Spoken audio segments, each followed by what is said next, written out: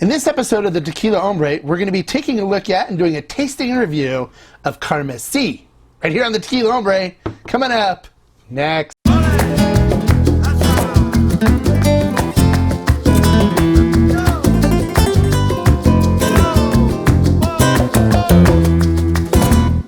Hello and welcome to this episode of the Tequila Hombre, where we're going to be taking a look at and doing a tasting review of Carmessi Reposado. Now this Reposado sells for just under $40, so we're going to see how this tequila is made. We're going to do a tasting and review and see if it's something that's worth picking up as a good budget option. Okay, so enough with the chit chat. Let's get into how this tequila is made. All right, looking at how this tequila is made. This tequila is made at NOM 1103, which is Tequila San Matias is the name of the distillery. The location of the distillery is in Ojo de Agua de las Tias in Jalisco. The master distiller is Rocio Gonzalez. They use Weber Blue Agave from the Highlands. They cook the agave using stone brick ovens or hornos. They use a roller mill for extraction, and then it is fermented in stainless steel tanks. And then distillation, they do 2 times distillation in stainless steel stills, and then they age it in American oak. Lowest price I could find for this online was $32.99. All right, well, that's how the tequila is made and some information about it. Let's get up and do the tasting. All right, some additional information on this tequila. It is aged 11 months using a mix of both new and used American oak barrels. After it is done aging, it is then oxygenated for 2 to 3 days, where they pump oxygen into it. After it's done oxygenating, they let it sit for 2 to 3 days to stabilize. And they said that this creates a smoother tequila experience for us. And as you know, we all like smooth tequila experiences, right? So they also wanted me to tell you that this tequila is not being made anymore. So if you like the description of the aromas and flavors and stuff that I give you in the tasting, make sure you run out to the store and grab some. There's still some on the shelf because once this is gone, it's gone. All right, so that's pretty much all the information about the tequila. So let's get into how this tequila tastes. All right, let's get into the tasting portion of the episode. So I'm using the Jarrito Stazel nosing glass as usual. This is the 40% or lower ABV, which is great for aged expressions that aren't high proof. All right, so one of our viewers had said they'd like to see the pour, so we'll do the pour here so you can see it. So we'll pour the tequila into the glass.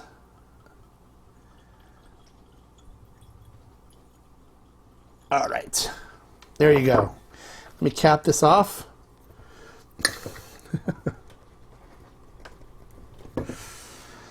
So it doesn't spill, and let's do our little swirly here and see what this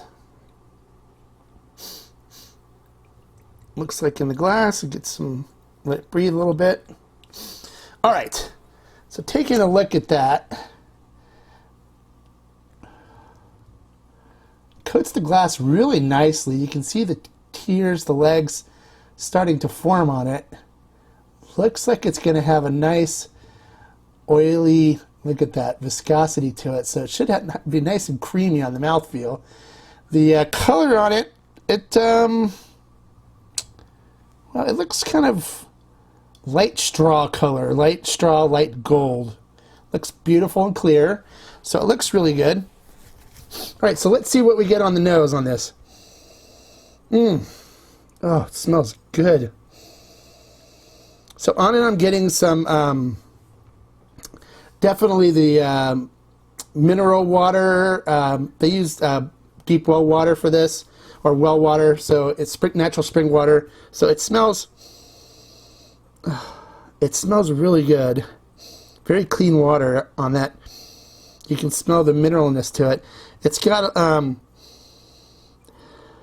herbal kind of smell to it. Light oak coming through on it. Definitely has a little bit of oakiness to it.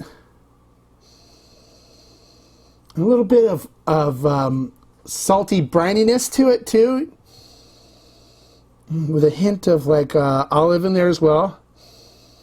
It smells really nice. So let's see how it tastes.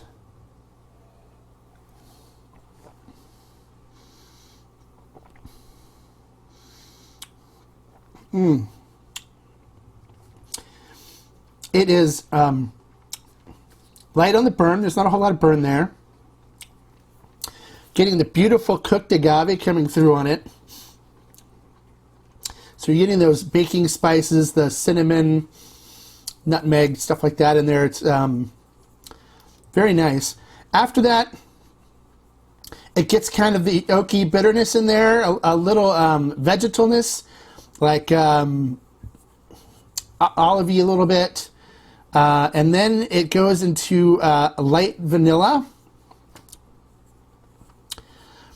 Finishes with like a hint of like semi-sweet chocolate on the end.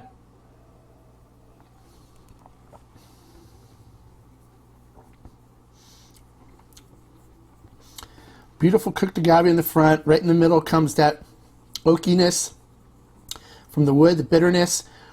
Has a little vegetal kind of feel to it, definitely. And then it gets sweet on the end with that bitterness, which kind of gives it a bittersweet kind of chocolate taste because there's a little vanilla sneaking in on there as well. This is a really nice reposado. It doesn't overwhelm the agave at all. It's very easy. It's not like overpowering on the palate. It's a very nice sipper. This is a really great reposado for under $40. So I highly recommend it. If you've seen it in the store, don't be afraid of it. Pick some up and try it. I'd also love to hear what you think and whether you've tasted the same things when you tried it, if you've tried it. Also, let me know what kind of descriptions in my aromas and flavors that you liked or were interesting to you, or if the price was the most interesting thing to you. I'd love to hear your feedback on what you guys think. Don't forget to give us a like for all the great information I provided for you today. And don't forget to subscribe because we've got other great stuff coming up. And don't forget, we're giving away 2 mini Ray Sol bottles from the Ray Sol episode. And you can't win any of those unless you subscribe and comment. Okay? So that is all I have for you tonight. So like I always say, until our next episode, life is too short to drink bad tequila. Salud.